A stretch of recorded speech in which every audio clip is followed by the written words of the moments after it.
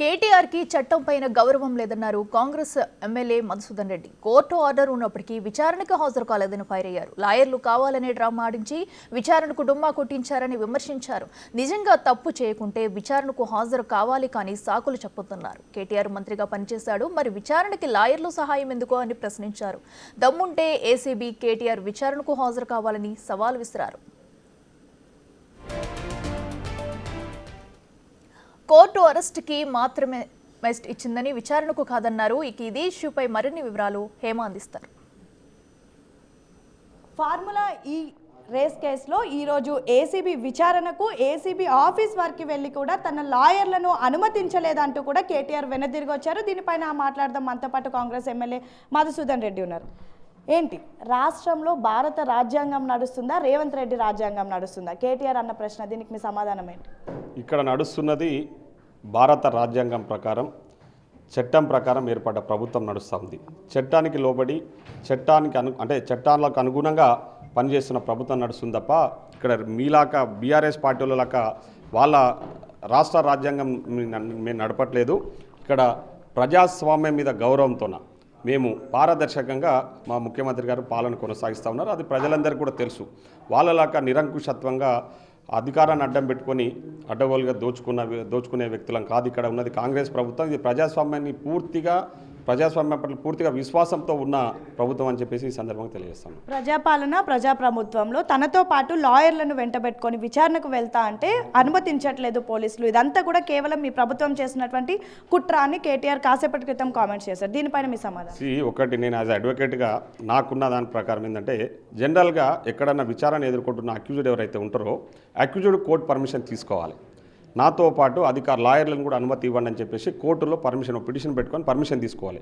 నాకు తెలిసి అట్లాంటి పర్మిషన్ వీళ్ళు పెట్టుకోలేదు, కోర్టు ఆ పర్మిషన్ ఇవ్వలేదు. అట్లీస్ట్ ఏసీబీ వాళ్ళకన్నా మేము నాకు విచారణకు రమ్మని చెప్పారు కదా, నేను విచారణ జరుగుతున్నప్పుడు నాతో పాటు లాయర్లను తీసుకొస్తానని చెప్పేసి వీళ్ళు ఒక నోట్ పంపాలి. అంటే అట్లీస్ట్ వాళ్ళకి ఇంటిమేషన్ చేయాలి, ఇన్ రైటింగ్ ఇంటిమేట్ చేయాలి ఎవరికి, ఏసీబీ వాళ్ళకి.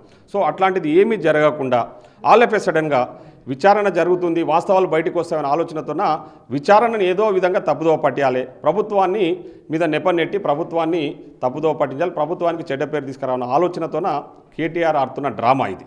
నువ్వు లొట్టపీస్ కేసు అన్న వ్యక్తివి, లొట్టపీస్ కేసుకు లాయర్లతో ఏం పని ఉంటుంది?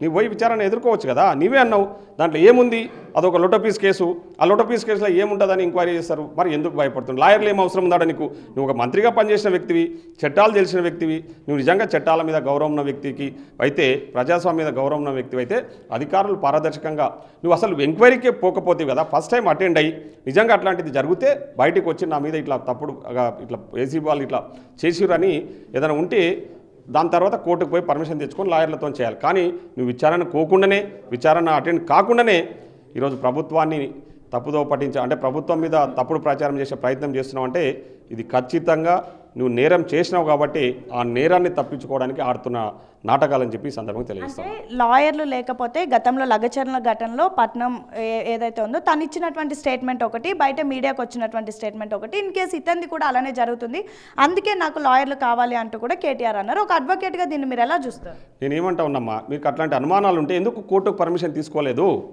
మీరు ఆ కోర్టు పర్మిషన్ అడగాల్సిందే కదా.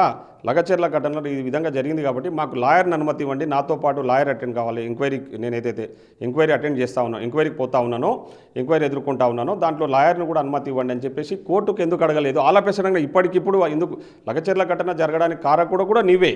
ఆ రోజు you are the main conspirator. So ఆ రోజు ఎందుకు సంఘటన జరిగిందో మీకు ప్రజలందరికీ కూడా తెలుసు. అమాయకులు ఈరోజు అనవసరంగా ఆ కేసులో ఇరుక్కొని ఇబ్బందుల పాలవుతూ ఉన్నారు. ఈరోజు కూడా నువ్వు అట్లాంటి అనుమానాలు ఉంటే కోర్టు పర్మిషన్ తీసుకోవాల్సిందే. కోర్టు నిజంగా అవసరం ఉందంటే 100% లాయర్లను అలో చేస్తుండే. అదర్వైజ్ నువ్వు ఏసీ వాళ్ళకు లెటర్ పెట్టేది ఉంటుంది. అవన్నీ ఏం పెట్టకుండా ఆలపేసడానికి వచ్చేసి ఈరోజు ప్రభుత్వాన్ని ఏదో రకంగా అబాస్ పాలు చేయాలి, ముఖ్యమంత్రి గారికి ఏదో విధంగా అబాస్ పాలు చేయాలన్న ఆలోచనతో కేటీఆర్ ఆడుతున్న డ్రామాలు.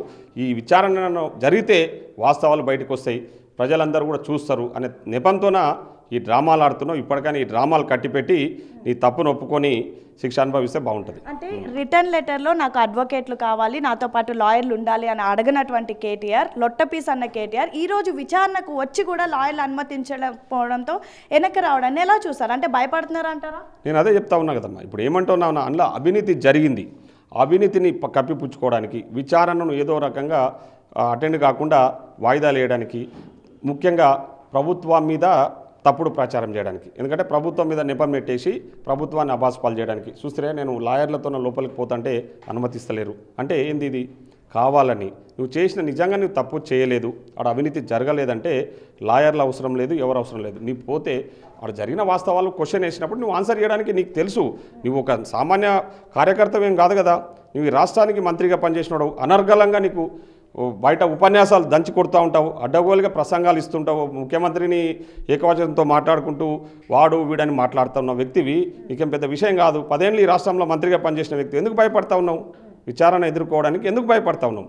ప్లస్ నువ్వు ఇంతవరకు విచారణకు హాజరే కాలేదు, ఏసీ వాళ్ళని క్వశ్చన్ చేయనప్పుడు నువ్వు ఎందుకు అంటే ముందస్తుగా ఊహించుకొని తప్పుడుగా ఆలోచన చేస్తూ ఉన్నావు? అంటే నీకు ఆ మైండ్లో ఒక అంటే క్రుకుడ్ మెంటాలిటీతోనే ఆలోచిస్తున్నావు కాబట్టి నీ తప్పుడు ఆలోచనలు ఉన్నాయి కాబట్టి ఇట్లా వ్యవహరిస్తా ఉన్నావు. అంటే ఫార్ములా ఈ కేసులో ప్రధానంగా ఉన్నటువంటి గ్రీన్ కో కంపెనీ ఎన్నికల బాండ్ల రూపంలో దాదాపు 42 కోట్లు బీఆర్ఎస్ ప్రభుత్వానికి ఇచ్చిందంటూ కాసేపటి క్రితం ఒకటి రిలీజ్ అయింది. అంటే ఏంటి దీని వెనక ఏముంది అనుకుంటున్నారు? అదే ఒక్కొక్కటిగా అన్ని బయటకు వస్తూ ఉన్నాయి. గ్రీన్ కో కంపెనీ 49 కోట్ల రూపాయలు బాండ్ల రూపకంగా, ఎలక్ట్రల్ బాండ్ల రూపకంగా పార్టీకి విరాళం ఇవ్వాల్సిన అవసరం ఏముంది? ఆ ఇచ్చిన తర్వాతనే ఈ కంపెనీకి సంబంధించిన ఈ ఫార్ములాకి సంబంధించిన కాంట్రాక్టు వాళ్ళకి అప్పచెప్పడం జరిగింది. దాంట్లో ఎంత పెద్ద మనకు నష్టం జరిగిందో మనందరికీ కూడా తెలుసు. అయినా కూడా ఫస్ట్ టైం జరిగిన దాంట్లో నష్టం జరిగినా కూడా మళ్ళీ సెకండ్ టైం అగైన్ ఈయన మినిస్ట్రీ నుంచి 55 కోట్ల రూపాయలు అప్పనంగా ట్రాన్స్ఫర్ చేసినంటేనే దీంట్లో క్లియర్ కట్గా మీకు అర్థమవుతూ ఉంది, ప్రజలు కూడా అర్థం చేసుకుంటా ఉన్నారు. అవినీతి జరిగింది కాబట్టి ఈరోజు విచారణ ఎదుర్కోవడానికి కేటీఆర్ గారు వెనుకడుగేస్తూ ఉన్నారు. ఓకే, చివరిగా ఒక అడ్వకేట్గా నెక్స్ట్ ఏసీబీ ప్రాసెస్ ఏ విధంగా ఉండబోతోంది? తప్పకుండా కోర్టుకు వాళ్ళు ఈరోజు కోర్టు ఇచ్చిన అనుమతి ఇది. ఏసీబీ వాళ్ళు కోర్టు అనుమతితో విచారణ జరుపుతూ ఉన్నారు. కోర్టు ఎక్కడ కూడా ఏసీబీ వాళ్ళు విచారణ జరపొద్దు ఈ కేసులు అని చెప్పలే. కేటీఆర్ గారు అరెస్టును మాత్రం ఇంట్రీమ్ స్టే ఇచ్చిర్రు.